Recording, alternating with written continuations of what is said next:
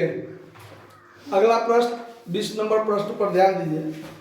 सवाल में कहता है कि 1 जनवरी 2010 को एक्स लिमिटेड ने वाई लिमिटेड से एक मोटर कार किराया क्रय पद्धति पर खरीदी जिसका नगद मूल्य 12,000 रुपया तुरंत चुकाया जाना था। देखिए इसमें कह दिया कि नगद मूल्य 12,000 तुरंत देना था और शेष 10% प्रतिवर्ष ब्याज के साथ 3 समान वार्षिक किस्तों में देना था। मतलब वो कैश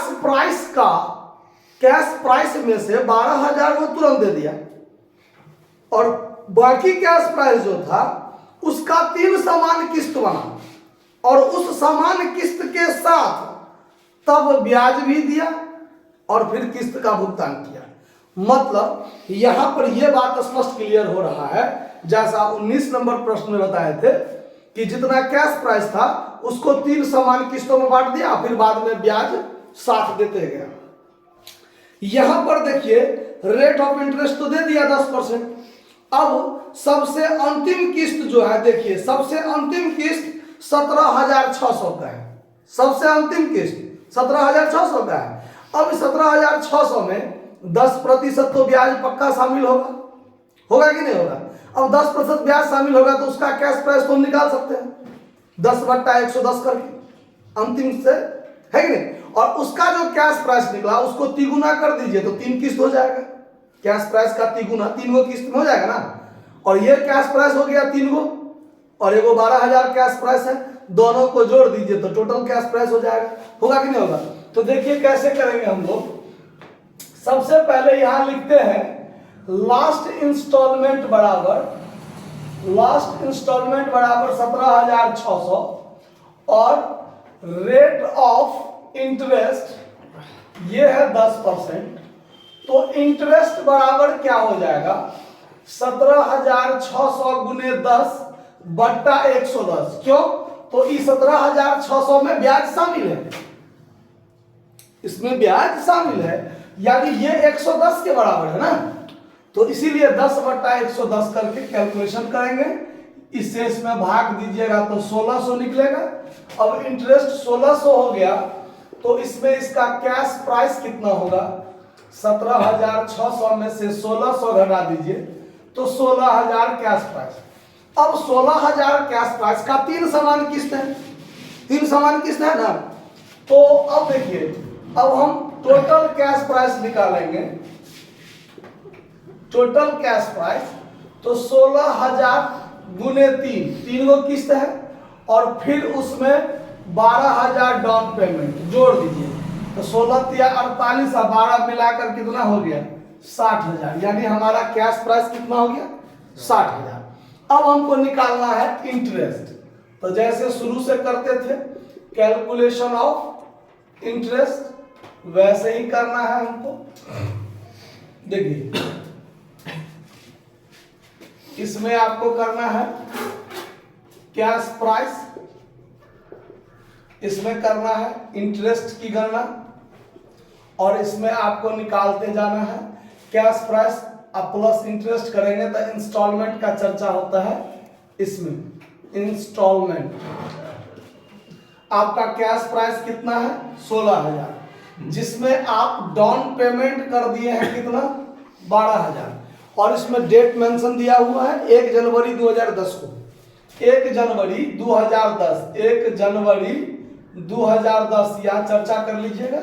12,000 आपने डाउन पेमेंट किया तो ये घट जाएगा तो बचेगा 48,000।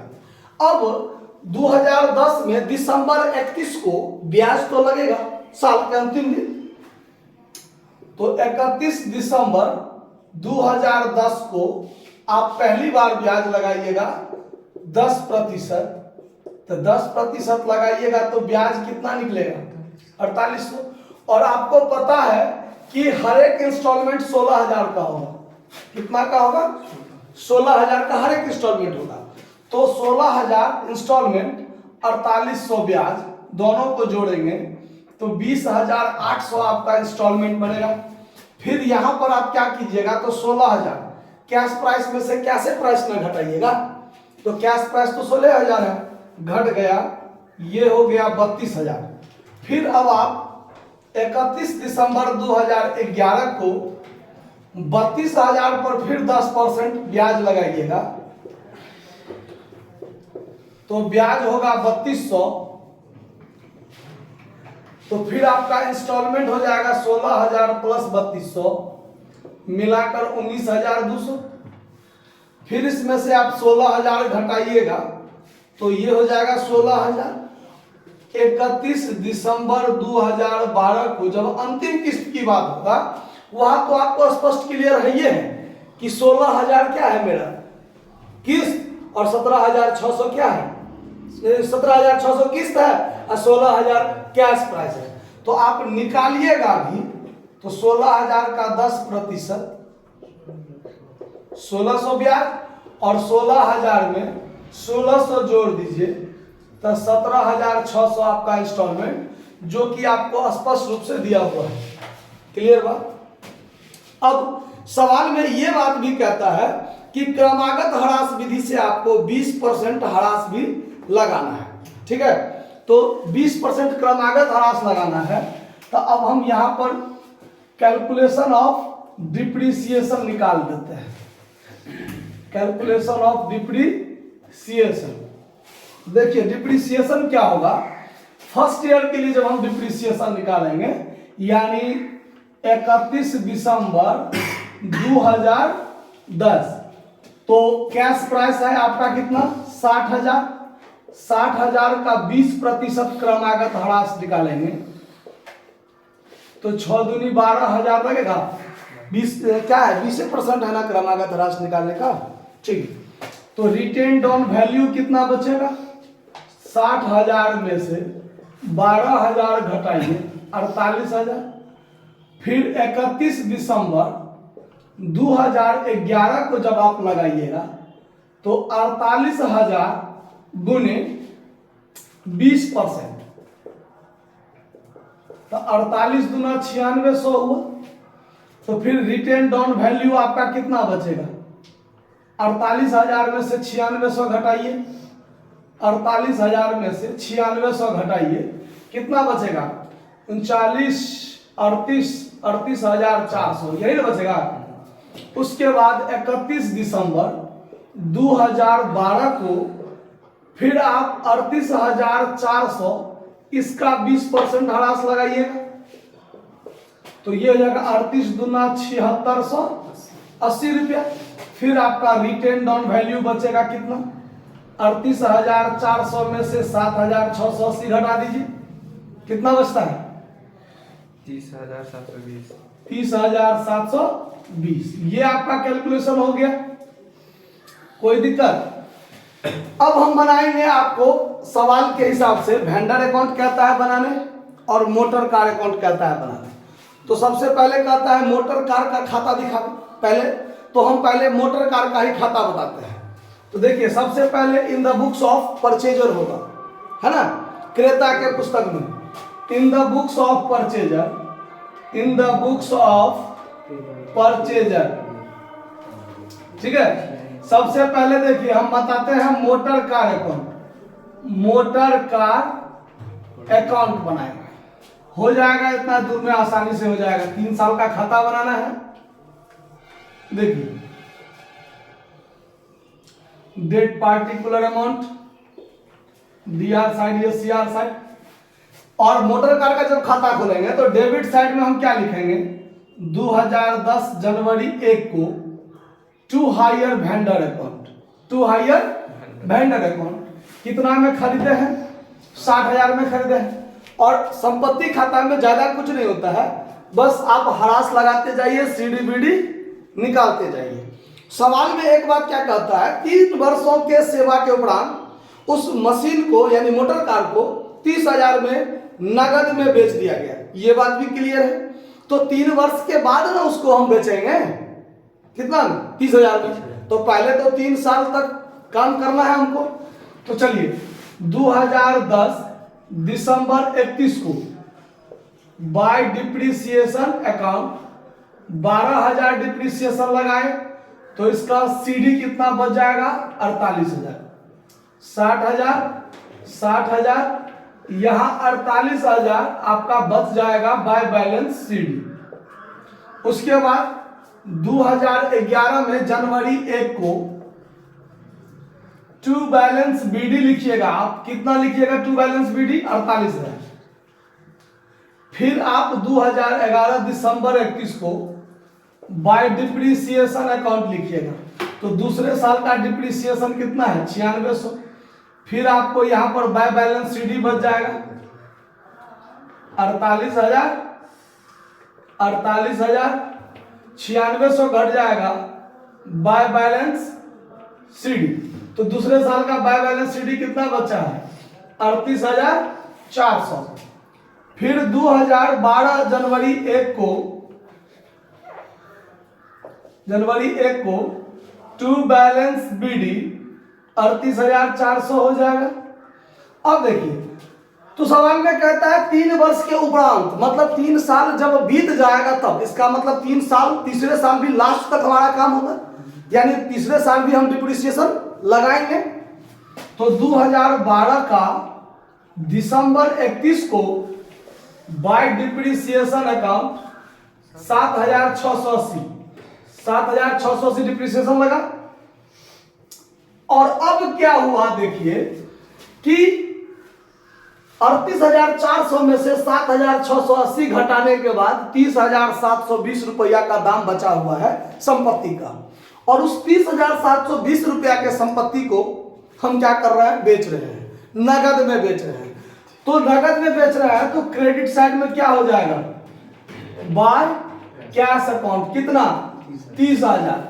अब 30,000 में हम इसको सेल कर दिए, फिर भी हमको 30,720 तो नहीं मिला ना, 30,000 ही मिला।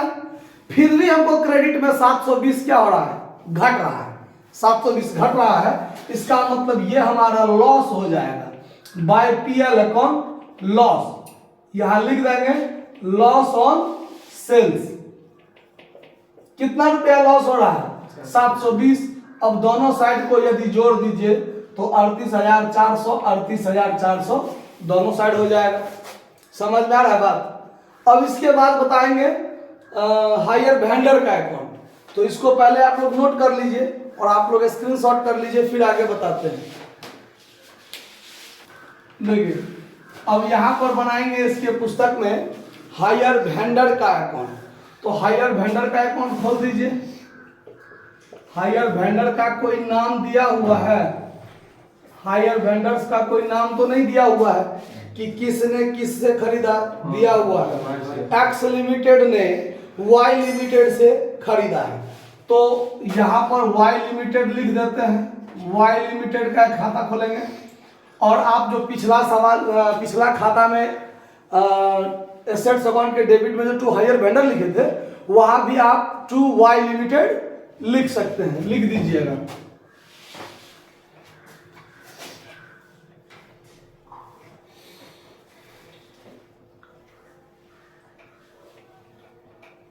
डेबिट क्रेडिट, ठीक है। अब देखिए, अब इसका खाता क्रेडिट से खुलेगा। 2010 जनवरी 1 को सबसे पहले by motor car account. By motor car account कितना में खरीदे हैं? 60,000 में खरीदे हैं। उस पर हम क्या कर रहे हैं? डाउन पेमेंट कर रहे हैं 2010 जनवरी 1 को ही। तो to cash account down payment के रूप में हम 12,000 दे रहे हैं ना। उसके बाद पूरे साल में हमने ब्याज लगाया 4800। दिसंबर 31 को बाय इंटरेस्ट अकाउंट 4800 ब्याज लगाया और फिर दिसंबर 31 को टू कैश अकाउंट इंस्टॉलमेंट का पेमेंट किया। कितना? 20,800। अब यहां टोटल जोड़ दीजिए तो 64,800। यहां पर भी कर दीजिए 64,800 और 32,800 घटेगा तो यहाँ बचेगा 32,000, जो हो जाएगा आपका टू बैलेंस सीडी। फिर 2011 जनवरी 1 को बाय बैलेंस बीडी कर दीजिएगा। कितना? 32,000। फिर दिसंबर 31 को साल के अंत में आप ब्याज लगाइएगा। तो बाय इंटरेस्ट अकाउंट दूसरा ब्याज कितना का है? 3200 का। यहाँ 3200 दे दीजिए, फिर यहाँ पर टोटल कर दीजिए। ये हो गया आपको 35,000 कितना 200, यहाँ भी 35,200। और 2011 दिसंबर 31 को टू कैश अकाउंट आप इंस्टॉलमेंट का पेमेंट कर रहे हैं 19,200। तो फिर आपको 16,000 क्या बचेगा यहाँ पर टू बैलेंस CD। फिर यहाँ पर आप 2012 जनवरी 1 को बाय बैलेंस BD कीजिएगा 16,000, और फिर दिसंबर 31 को बाय इंटरेस्ट अकाउंट दीजिएगा कितना 1600, टोटल हो जाएगा 17,600। यहाँ पर भी आप 17,600 लिखिएगा। 2012 दिसंबर 31 को टू कैश अकाउंट आपका जो लास्ट इंस्टॉलमेंट है वो आप 17,600 का क्या कीजिएगा पेमेंट कर दीजिएगा। ये इंस्टॉलमेंट है 17,600 का पेमेंट कीजिएगा। आपका सवाल बनकर कंप्लीट। कोई दिक्कत बात को समझने में नोट कर लिया जाए। धन्यवाद।